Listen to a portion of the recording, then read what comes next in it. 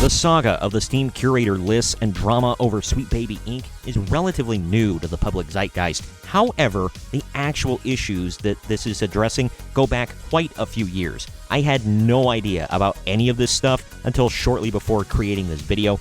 I understand nothing. So I'm assuming there's a lot of normies, for lack of a better term, out there in the same boat as me. I'll do my best to cover all the stupidity surrounding this one and entertain you all at the same time. Play me off, Johnny! I'm Troy from Marks on Games, and today we're talking about the not-so-sweet tantrums thrown by Sweet Baby Inc. around Steam Curator lists telling everyone to avoid their games. Now, on with the story.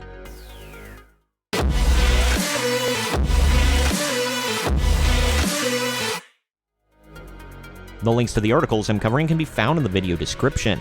Sweet Baby Inc., the darling of the indie game scene, has found itself in hot water after a series of events that have left many scratching their heads. It all started with the creation of a Steam Curator list designed to track and warn players against their work.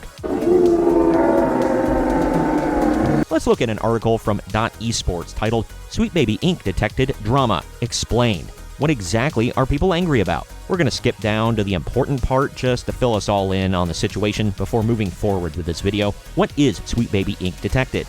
I'm extremely confused. If you're on Steam and a part of a community group, you can be made a Steam Curator, allowing you to put together lists of games available on the platform to recommend to other people. Sweet Baby Inc. Detected is the name of one such group, and it has put together its own curated list of Steam games that Sweet Baby Inc. has worked on for the express purpose of telling people to avoid playing them purely because of Sweet Baby Inc.'s involvement. On February 29th, one of Sweet Baby Inc.'s employees drew attention to the group on X. They asked their followers to report it and its creator due to it failing Steam's code of conduct, which states shared spaces on the platform must be respectful. Not a great plan. Trust me, we'll get to all of that shortly. This only seemed to raise the group's profile, though, and drew more people's attention towards Sweet Baby Inc., resulting in numerous videos citing the company as responsible for ruining so many video games. Congratulations, you played yourself. We'll talk about all of this as well in the next segment. The final piece of this article is actually going to set up what we're going to cover in our next article in the next segment. There's also been a subsequent backlash to the backlash, with people pointing out how Sweet Baby Inc. is only a consultant on these projects. This group's argument notes that if a game studio decided it didn't like any of Sweet Baby Inc.'s suggestions to include more diversity, it could have ignored them. Right.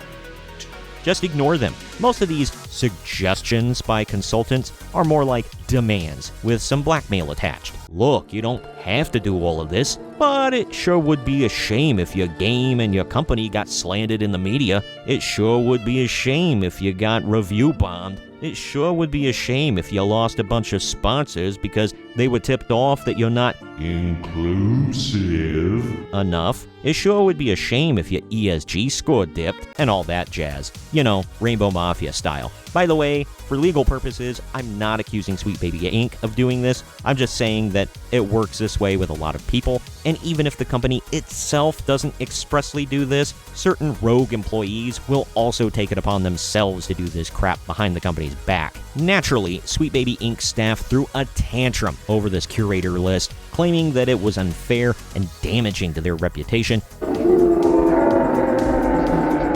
The irony of a company known for sensitivity readers and consultants supposedly looking out for gamers getting incredibly sensitive and butthurt over a list designed to inform consumers was not lost on many. As the drama unfolded, Sweet Baby Inc. attempted to do damage control, but their efforts only seemed to add fuel to the fire. The company tried to explain the situation, but instead, they only managed to dig themselves deeper into a hole. Let's go over a pretty lengthy article from Bounding Into Comics.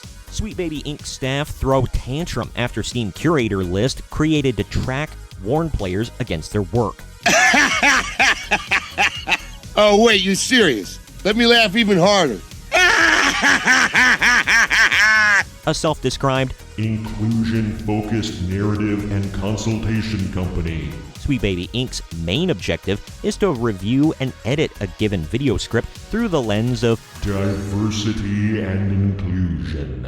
Most notably, Sweet Baby Inc. have provided sensitivity reading for Alan Wake 2 and Goodbye Volcano High, narrative and character consultation with a focus on representation for God of War Ragnarok, story consultation for Marvel's Spider-Man 2, and script writing duties, including cutscenes and banter, for Suicide Squad Kill the Justice League. They have also provided unspecified support to Xbox Game Studio, EA, Valve, Santa Monica Studio, 2K, Ubisoft, Square Enix, Warner Bros. Games, Wizards of the Coast, and more. Oh, you people can kiss the fattest part of my ass. In light of both their self-declared mission and the many questionable narrative decisions seen in the games they've worked on, such as the race-swapping of the Norse god Angerboda in God of War Ragnarok, or pretty much every piece of dialogue in Suicide Squad Kill the Justice League, recent years have seen Sweet Baby Inc. come to be seen as a key player in the Western video game industry's ongoing deference to ESG and DEI philosophies. Ha!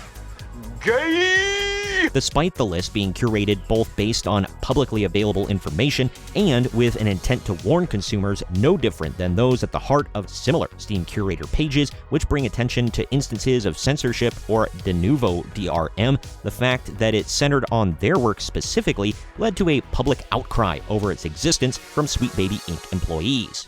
Okay, no hard feelings, but I hate you. Not joking. Bye.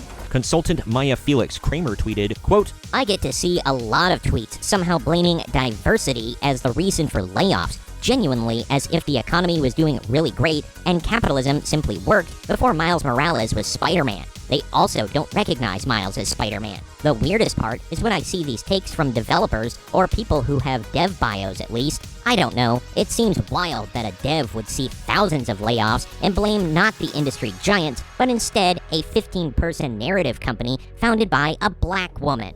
Oh my God, who the hell cares? She goes on and on and on. I'm not going to cover it all, but she finishes with, quote, Sorry, no one thing has changed. The number of people who understand that spreading misinformation just lets them be racist in public with no consequence has increased dramatically. End quote. Unfortunately for the consultant, rather than the support of the internet's most self-important authoritarians, her alarmist concerns instead drew the attention of Twitter's community notes team, who, in response to the above tweet, revealed that not only did the Steam Curator page avoid the issue of false information, but cited Sweet Baby Inc.'s own public work listings, but she was also an employee of the very company she was running to defend. Next up was Sweet Baby Inc. writer Chris Kindred, who took a more direct approach to expressing his anger by directly calling for his followers to engage in a mass reporting campaign against the list. How many assholes we got on this ship anyhow? Yo! I knew it, I'm surrounded by assholes. Keep firing, asshole! Quote, The @Steam Curator harassment group, Sweet Baby Inc. Detected, is led by this person, @Cabrutus Rambo. Here's them trying to be slick so they don't get reported. Even with the discriminatory language filed off, the group itself still fails the code of conduct. Anyway, report the out of this group. end quote. However, since beating his chest so publicly, Kindred has both deleted all of his above tweets on the topic and set his account to private. The official Sweet Baby Inc. Twitter account has also locked their account.